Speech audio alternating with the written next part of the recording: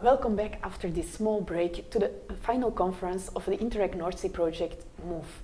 You see in the studio I have a new guest, and also online there's a new one. But first let me start with the guest in the studio. Here you see we will talk about the Offsprings in this part, and for this I invited Jordi from Advier. Please, would you like to introduce yourself to the audience? Yes, of course. Well, thank you for having me. My name is Jordi Spruit. I work for Advier, and Advier is an organization that provides consultancy on sustainable mobility. Okay, so again, a partner from the Netherlands. Online, we have a partner from Denmark, from Copenhagen, Gate 21, which is Anna Thorman. Anna Thorman, is it possible to introduce yourself to our public?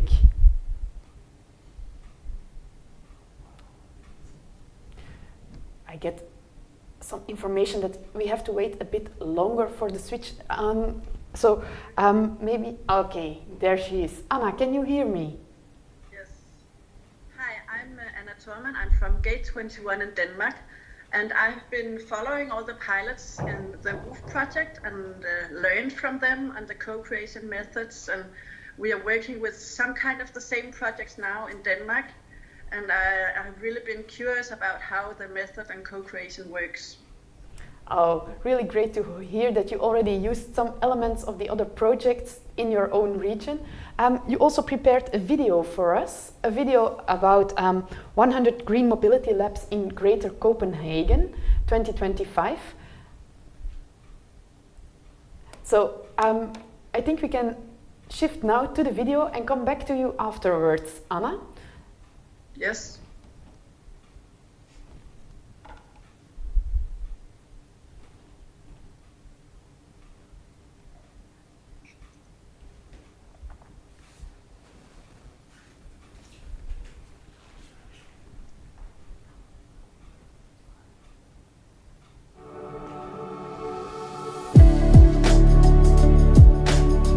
Hi, I'm Anna Thorman from Gate 21. I'm head of sustainable mobility.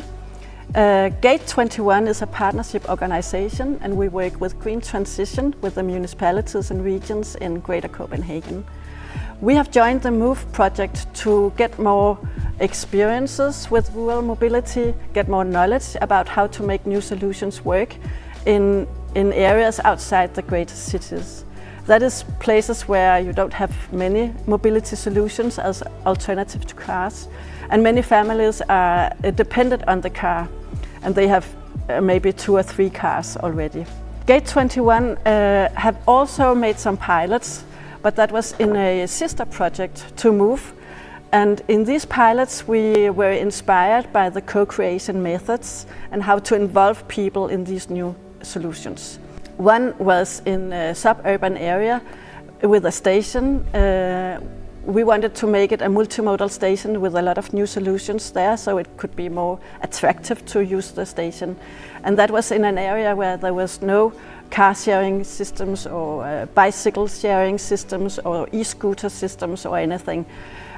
So we tried to put these things up, made a user survey before, and during the test we could see that a lot of new users were testing these services. And actually we could also see that there was some needs that we didn't know before for the access, first and last mile access to the station. So that was really interesting. The other pilot was in the rural village. In that area we invited the citizens to come up with good ideas for a more greener transport without a car.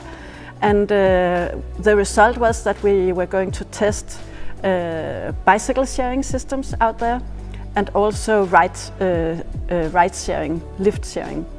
For the bicycle sharing, it was very crucial to have a local bike shop to make a service and look after the bikes. And also for the ride sharing, it is important to have some ambassadors in the local area that use this ride sharing, and we put up some benches so you could see it in the area of the village, that you could also put down a sign that you wanted to have a lift, a ride to the nearest central station or nearest shop or something. So we learned that this local ecosystem, to understand it, to get hold of the local resources, is crucial to have these systems bringing them into life and have a sustainable system there. So after this project, after MOVE project, the next project will be to work with a lot of local laboratories with citizens, and that is why we make a project now. We call it 100 Labs, where we are working with local mobility labs, municipalities, citizens, and private suppliers of services. They will work together to make it happen in all over the area of Greater Copenhagen.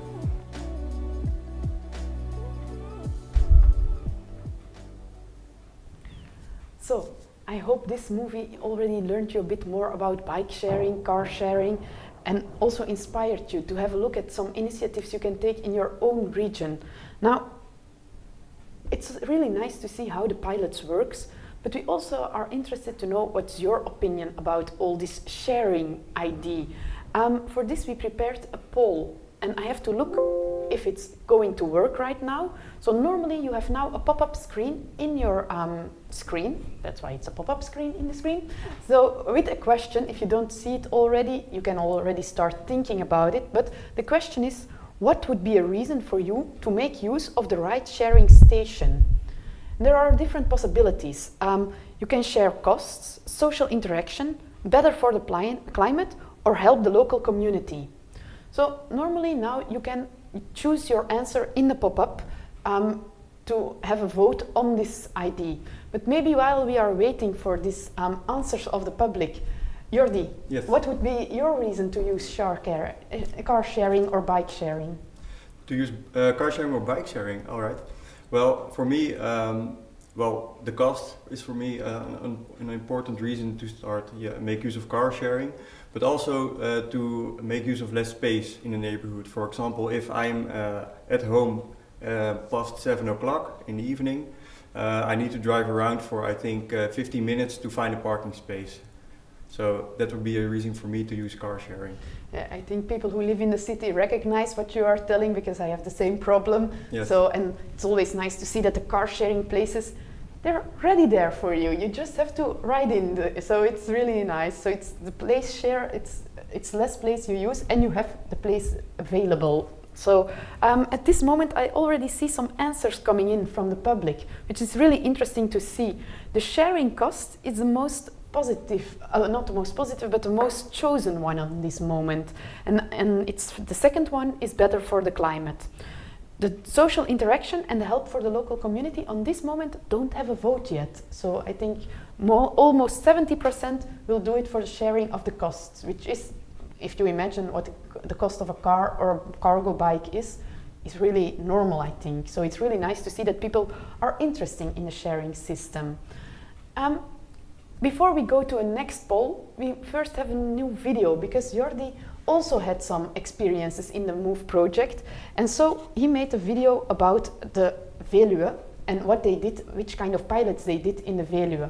And I already told him before this conference started that it's really nice to see that some mobility opportunities, good mobility opportunities, can start with a movie in a car. So let's take you to the Veluwe to see what Jordi wants to share with you. Hi, my name is Jordi Spruit and I work for Ad4. And today I take you on a journey to the Veluwe. And the Veluwe is a very big nature area, protected nature area in the Netherlands, and it's also very touristic. And 2 years ago we started working on a project to make the touristic mobility more sustainable. So today we start in a shared car, and we will continue our trip on a shared bike. And the shared bike is a result of the project which we started developing 2 years ago. And I will take you on a trip to talk to multiple stakeholders to see how the process evolved. My name is Johan Kaspers. I'm a specialist in recreation, in tourism, especially sustainable tourism. Thank you. You were also involved in our project on the Veluwe.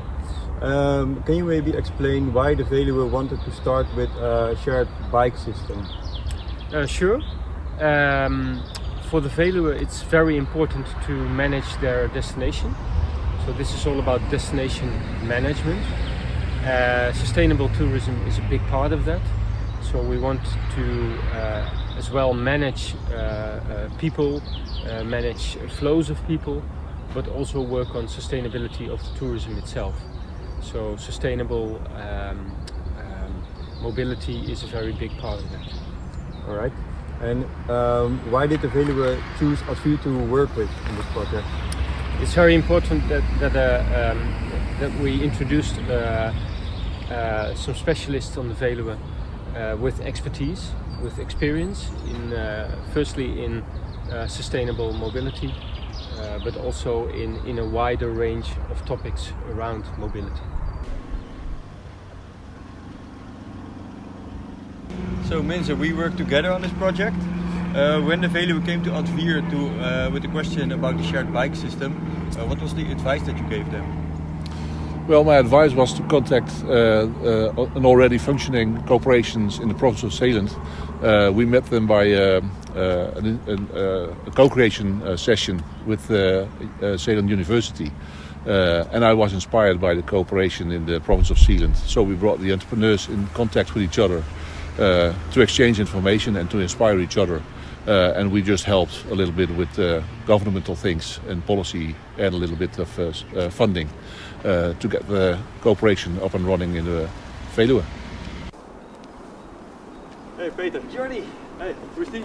fijn weer jou te zien hoor. Ja, goed om je te zien. 2 jaar, Ja, je ziet, we bestaan en we groeien. heel goed, heel goed. Wat kan je vertellen, hoe vond je het om voor het eerst van het idee te horen van een deelfietssysteem door de lokale ondernemers?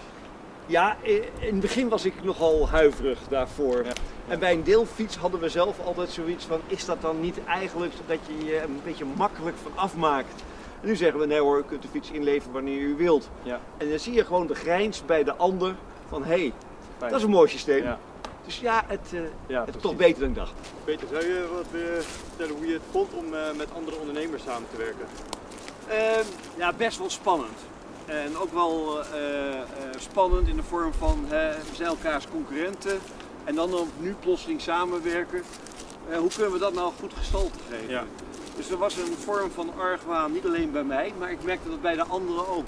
Van argwaan, zo noem ik het eventjes, naar vertrouwen en ook wel ambitie om het te laten groeien. En het is knap dat we met 4 Veluwese bedrijven opgezet hebben. Ja, Dus, geweldig. zeker. Nou, het initiatief was natuurlijk geweldig, hè? Dat de overheid zegt van zullen we dit gezamenlijk doen. Ja. En je bent als ondernemer natuurlijk een beetje van ik doe het wel op mijn manier. Ja. En dan word je uitgenodigd om mee te denken in een groter project. En zeker toen we eenmaal ja hadden gezegd, hè, dus we werden enthousiast gemaakt. We zagen het zelf ook allemaal zitten.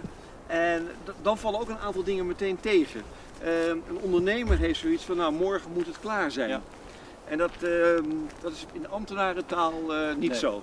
Ja. We waren natuurlijk van, kan dat wel? Hoe gaat dat dan? Is het niet te veel?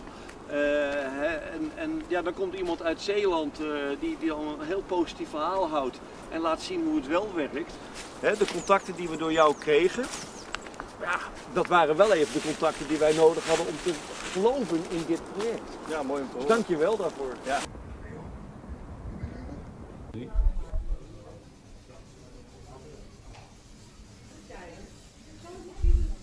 Mijn naam is Patrick Krappel. Ik ben eigenaar van Activis Trailers, tevens ook van Bikes for Breskens. En ik zit nu 2 jaar met een hele groep samen een coöperatie opgericht. Dus de Zeeuwse fietsverhuurders. En daar zit ik dan eigenlijk ook in. Hey, een tijdje geleden hebben wij contact gehad over de deelfietscoöperatie op de Veluwe. De Veluwse ondernemers hebben heel veel aan jou gehad. De kennis die we uit Move hebben kunnen halen vanuit Zeeland hebben we kunnen toepassen op de Veluwe. Hoe vond jij het om zo op deze manier kennis uit te wisselen met andere ondernemers? Ja, dat is altijd prettig, laat ik het zo zeggen. Ik bedoel, kennis delen met andere coöperaties of oprichtende coöperaties, dat is altijd een goeie. En we weten dat we in de toekomst nog allemaal meer aan kunnen hebben. Het is wel nieuw voor mij, ik bedoel, ik heb het voor de rest ook nog nooit gedaan. We hebben de kennis zelf natuurlijk helemaal eigen verhaard. Dus we hebben niet zoals de luxe hadden bij de coöperatie bij jullie je moet zeggen, iemand in te huren die dat allemaal deed. Dus wij deden het eigen ervaring, eigen gedachten van dit willen we gaan doen. Ja. Dus ja goed, het is wel hartstikke leuk, laat ik het zo zeggen. Het is leuk om een keer mee te maken. What ambitions does the Veluwe have with the cooperation? In the first place, the cooperation is now managed by 4 entrepreneurs. They are seeking to let others join so that the cooperation can grow.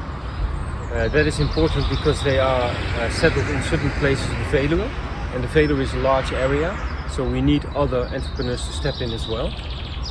And also, of course, there have to be more bikes.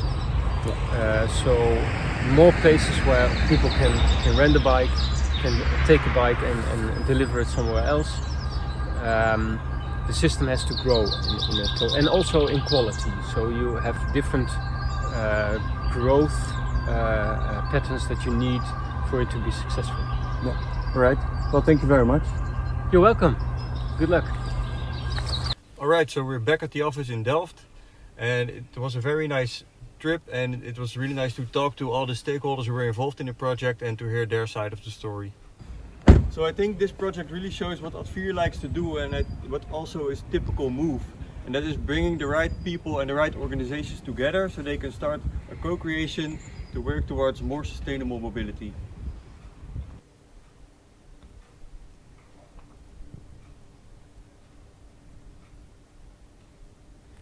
So Jordi, you already convinced me to go to the Veluwe because it's really nice nature and the pancakes looked really great. But what also was really nice in this video, what it showed was that how a local entrepreneur can go from really suspicious to becoming an ambassador of alternative mobility solutions. It's something I really enjoyed in this video. So before starting a little discussion about this, I also want to hear some of your opinion again. Because the last poll I asked you, what would you do, what are for you the reasons for sharing systems? But now I have quite a similar question in the pop-up of the poll. But there is one little or even a big difference. Now it's about your vacation. So what would be your main reason to make use of shared mobility to reach your holiday destination? And we give you 4 possibilities. The price, if it's cheaper than usual. The climate, to reduce your carbon footprint. Traveling speed, if it makes to reach your destination sooner, faster. Or fun, just to make the trip part of the experience.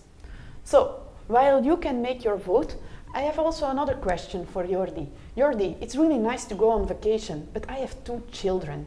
And most of the time they don't want to take, and I want to take this and even that, even more. So what do I do with my luggage if I travel to the Veluwe with all these sharing systems? Yeah, that's a very good question of you, and I think what's really nice of the cooperation is that on the one side you can add more entrepreneurs to it, but on the other side you can also add more mobility options to the cooperation. So for example, you can the entrepreneurs are now thinking about adding shared golf carts to the system, so then you can reach the Veluwe by train, and then you can make use of a shared golf cart to reach your destination. And in that way you can really make the journey part of the experience. You can have a lot of fun on your trip to the Veluwe as well as on your vacation. Yeah, I can imagine if I say to my children, after the train we go in a golf cart, they would say like, yes, the small one. The one who is already like 14, 15, he will be like, what are we going to do? But then we just do it with the small one already. And maybe even the bigger one is also like, okay, happy. So, in the meantime, our audience has been answering the question, which is really nice to see now, because what you said, like you can make also it a fun part. It's also what's the most has the most votes here. Like 60% of the people say, like, okay, we would use the shared mobility to make the trip part of the experience. After that, we have 20% for the price. And I think it's also only human that price is important. And then we have some more like traveling speed is also an important one. So you see that there are different reasons to take these opportunities, but it's the trip makes the part of the experience, I think it's a really important part to take with us if you think about co-creation, about the mobility solutions, also for the promotion of it. So I think it's something we learned already from our audience on this moment right now. So now let me take you to some more questions for you, Jordi, but also for Anna in Denmark, because we were talking now about the Offsprings projects which are created with the insights of the project already. But what was already said was, yes, that rural part which is different here than in Denmark or in Copenhagen or in Scotland. So let's talk a bit about sustainable mobility in rural areas. Let me start with a question for you, Jordi, and afterwards I come back to you, Anna. But what do you think is the role of mobility hubs in rural area? Yes, I think mobility hubs can play a very big part in the rural areas. If you take rural areas, they're pretty different from urban areas, and I think in a mobility hub you can cluster different mobility options together, because that makes it convenient for the user of the mobility options if it's clustered together. So, for example, if you travel to a train station, that there are several shared options for you that are right there. So, for example, the golf car that I talked about, or the shared bike. I think if you cluster them together, it can be a part of the success. Yeah, I can imagine. Maybe there is also a difference between countries. So I think this is all ready for the value like that. Anna, how does it work in Denmark, or what did you experience during the project about the importance of the mobility hubs in rural areas? I think that you have different mobility challenges actually in rural areas. One challenge is the access and lack of mobility services. So if you don't have a car, you can be like, it's maybe you can call it mobility poor, because you don't have a lot of access to things. You can hardly go shopping or go to the cinema outside the running hours of the bus that goes maybe once per hour or something. So you have a lack of accessibility and a poor mobility. But if you have cars in your family, maybe you have 3 or 4 cars, and you have a lot of cars standing there, and it's a lot of expenses you have, and you are like addicted to have a car. So because you cannot get rid of it, you have to use it all the time. So if you could maybe only have 1 car per family, and then you have the access to mobility hubs, maybe you can help your neighbor to the mobility hub and they can go from there. So it has different solutions for different people, these mobility hubs. But the mobility hub is also a way to make a more effective system. If you have a public bus running as a last or a first mile solution to the train station, it can be very expensive for the municipality.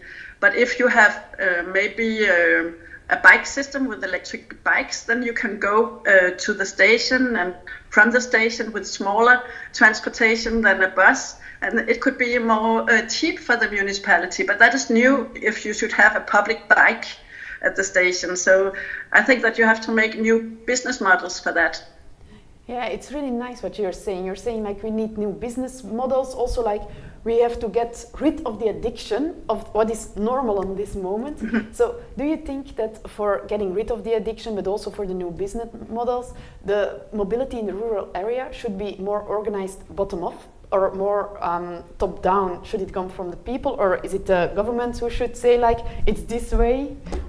It's a really good question, because I think that we work a little too much top-down, and we think that we can offer people new solutions, but if they have so many cars, they don't see they have a problem. Actually, they say, oh, I have fixed it, I don't have a problem, I have a car, or I have 2 cars. So you have to involve them in a bottom-up process. You have to say, okay, we have the challenges. It's really expensive for you to have all the cars. It's not very good for the environment. and we have to help each other. So we have to do something about it, and we have to experience what kind of challenges we have to solve together.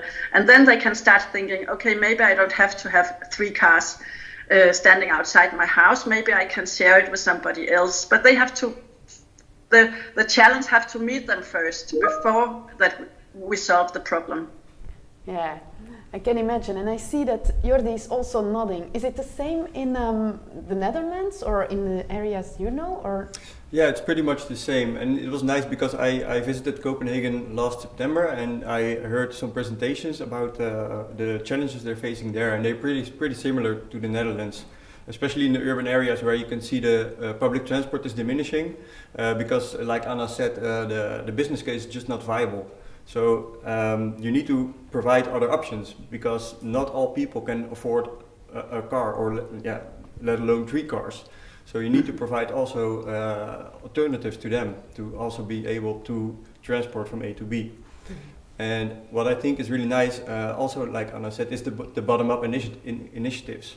And that's also what we learned in the Veluwe with the bike sharing cooperation, is that people really like it if the government comes to them and wants to talk about mobility options, but they're not used to it. Like one of the entrepreneurs said, so in the beginning he was a bit hesitant, like, is the government really coming to me to talk about a project that we can start together? But they are also very happy because if they don't cooperate, there will be put another solution which they might not be happy with. Mm-hmm. Yeah, so it's nice that you say, like, okay, we need the government to be the stimulating actor, but then we really need to talk with the entrepreneurs, with the citizens. It's also what the first guests already told, it's the co-creation, which is actually rather important. Is it the same in all the countries of the Interreg North Sea region, or do you think it's something very specific for some regions? Yeah, well, I think despite the fact that the challenges are the same, every rural area is different from each other. So that's why you need bottom-up initiatives, and you can't say this works in Denmark, so it will also work in the Netherlands, because the area will be different and the citizens will be different. I can even see it in the Netherlands. If you go to one village, the people, if you ask them what do you want, they will say we want it like it has always been. So we want more and frequent bus rides. Yeah. But that's not possible. So, but in the other village, they say, okay, we take it as a fact that there will be less bus rides. So what can we do together with the government for the citizens of our village? So even there you can see the differences. Yeah, it's really nice to see. Maybe I go back to Anna. Anna, do you have the same experience in your region? Exactly. I can add to that, because you cannot test like a system like we did at Glostrup, where we had the scooters and the shared bicycles at the station, and then other municipalities in our region, they looked at it and they said, okay, it works there, but I don't know if it works here, so I have to do it myself. And that is why we make these 100 labs. It's not to make a lot of innovation just for the fun. It's also to have people in that area cooperating and have that local resources coming into the solution. So a solution is not only a system that we can scale from the top, it's also how are the local resources, how are the local needs. It's it's a part of a local geography and the people there. Yeah, really interesting. I'm having a quick look at my screen because there were also some people in the audience who are asking questions. So I think it's really nice if we could also have a little look at them. So the first one I would like to ask is like, what is the biggest advantage of a cooperative bike sharing above a regular system? I don't know who wants to start with the answer. I would like to start. Okay. I think the biggest difference is that with a regular bike sharing system, you just rent a bike with your phone, for example, and you start riding your bicycle and that's it. But with the shared bike system in the cooperation, it's designed by local entrepreneurs. And what they really like about renting bicycles is that they can tell a story when they rent their bike. So that's also what they told me in the beginning, that they didn't want shared bicycles because they want to interact with their customers. They want to tell a story where they can have a nice ride and where they can have some food. And with this cooperation, they can also tell this story through the phone. So when people rent a bike, they also get the experience from the local entrepreneur. Yeah. So again, it's the whole trip makes the experience, and it's also the extra thing the entrepreneur wants to give to their customers. Exactly. It's really nice to see. Anna, do you also have something to add, or? So the question was, what is the difference in the rural areas than in the normal bike share system? Or? No, the biggest advantage of a cooperative bike sharing system. But I don't know if it's a cooperative bike share system, but it's the thing is that it's not a commercial one. And the commercial one, you can use that in large cities where you have a market and people can pay for it and you have a lot of users.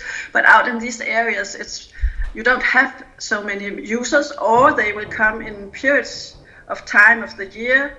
So you have to let it live in a more sustainable way by cooperating with some other local resources that can either use the systems when there's a low period of tourism, or they can service it and there's a local business that can take care of them or something like that. So you have to reinvent that system to this area. Yeah. So the area is important, the users are important. We always see a whole ecosystem of users and entrepreneurs, etc. I think that's a really important message about this. So let me take another question, which is maybe also a bit with what you say, like the addiction to cars. The question is the use of shared car mobility not primarily... that's a difficult one to answer. Again, so is the use of shared car mobility not primarily a lack of car ownership? So the person asks, so okay, it's not only people who doesn't have a car are going to use the shared cars. That's how I interpret this question. Anna, I see you like, okay, I want to react on this. I'm sorry, I'm a little hard to hear what you say, but I think that the idea is that you don't have to have 3 cars in your household. So if you can, if you need, or if you can have only 1 car, then you can solve a lot of other mobility needs with lending a car from the neighbor or go with a ride with the neighbor. So if you have a lot of cars, then you use them. So we have to scale down how many cars we own, and that is why we have to have these car sharing systems. Is that an answer? Yeah, that's an answer. I hear you saying that it's not car sharing or car owning. It has to go together, and car sharing will always diminish the car owning. So, and I see Jordi at this moment like, okay, I want to say something also. Yes, I think in addition to what Anna is saying, it depends on your motive to start car sharing. Like the motives which we had a poll about, so you can have about the cost or about the climate, but also people use the car by default option, while also there are a lot of other options to make use of. And for example, if you have a household in which has 3 cars, so two of the parents have a car and they maybe have a child who's above 18 and wants to ride a car as well. I think you can make use of 1 car for the daily trips and the incidental rides. So, for example, you need to take your kids to the sport, or you need to go do some grocery shopping. You can share all these cars in the street, which are parked 90% of the time. You can share them with your whole community, and you can get rid of all the second and third cars, and just put like a couple of shared cars that everyone can make use of whenever they want. Mm-hmm. Yeah, it's really interesting, and I think there's also a difference between the rural and the urban areas.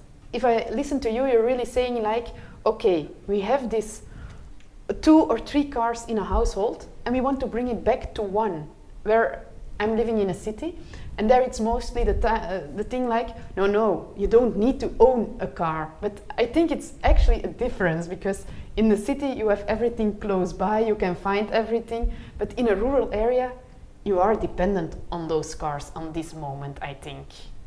So I think it's good to take, because most people think if I go for car sharing, I have to get rid of my own car, but it's not that. You can have both. So let me have a look at another question, maybe from the public. It's more about bike rental entrepreneurs. It's a question about how do the bike rental entrepreneurs now work together? Are the bikes jointly maintained? And are the company's new initiatives now also shared in a cooperative? Yes, that's a good question. And the entrepreneurs still manage their own businesses, so they have their separate businesses where you can rent your bikes and all other sorts of mobility options. But on top of that, they created the bike sharing cooperation. And what's new compared to their current business is that you can, like a normal shared bike system, you can pick up the shared bike at the train station, for example, and you can ride it from A to B. And that's not usual for them.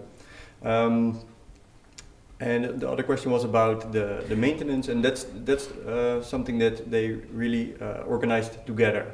So, for example, they make use of an organization that maintains the bikes, but they can also do it themselves. So, for example, if a bike is being used from A to B, from entrepreneur A to B, then the entrepreneur B will take care of it and maintain it and put it back into the rental. Okay, really great to see how they work together really on the project. So I think this was a really specific question for the Veluwe. Maybe I would like to ask you, both of you, one more question, and it's more about yourself. You had the opportunity to work in this European project for, I think, like 3 or 4 years almost. What do you take home from the project? What do you want? What are your dreams for the future? What is the most interesting thing you learned? So some general thing about the project. Should I start, Anna? Okay. I think what I really like most is the small initiatives. So, for example, in the movie that Anna made, she told about a ride-sharing station, and that's just a station where you put up a sign that you want to go to a city, and someone that drives along, he can pick you up and he can take you along. And I also mentioned that in another project that I'm working on in a rural area, and they were really enthusiastic about it, and they also want to implement that. So even these very small concepts, they can really help the local communities in other parts of Europe.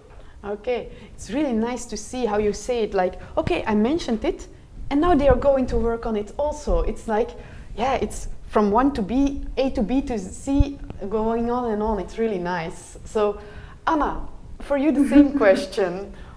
Yeah, in Denmark we are working on climate action plans in all municipalities this year. And there's goals to lower the CO2 emissions from transport, but we don't know how to do it. And the answer number one now is electric cars. So I think that in 2025 we will have all these 100 labs that show different solutions in Greater Copenhagen, a lot of ideas that people can learn from each other, and a lot of movement about changing the travel habits, not taking the car for like the number one solution in our system of a transport in the future.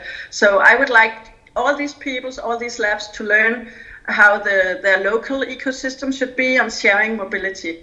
And then we will see how the change will be. You made me really look forward to 2025, Anna. I'm really looking forward to see you then again, just to have a talk about what did you learn and what did all the people learn, because I think it's one of the most important but also difficult things that we change our habits, because a habit is something we do as usual. So I'm really lucky to see that there are some things as those labs to let people get started thinking about it, because thinking about it is a first step, I think, and then the rest will follow. So I think I had a lot of questions for you both, and I'm really thankful that you had such wonderful answers on the moment. So I would like to thank you for being here. I'm afraid our time is really I have to stick to the time so that everybody could have a small break before we go to the third part, which will be about the future effects. So first of all, thank you Anna from Denmark. Thank you Jordi here in the Netherlands. Anna, I will see you back in the next part. Jordi, I think people can see you again in the movie if they want, because all the movies will be put on the MOVE webpage. Also something they asked me to tell you, we had some problems with the movie in the previous part. It will be shown again if the conference ends. So if you have some more time after the conference ends, just stay and you can see the movie immediately. Otherwise, just check the website in a few days and it will be on there also.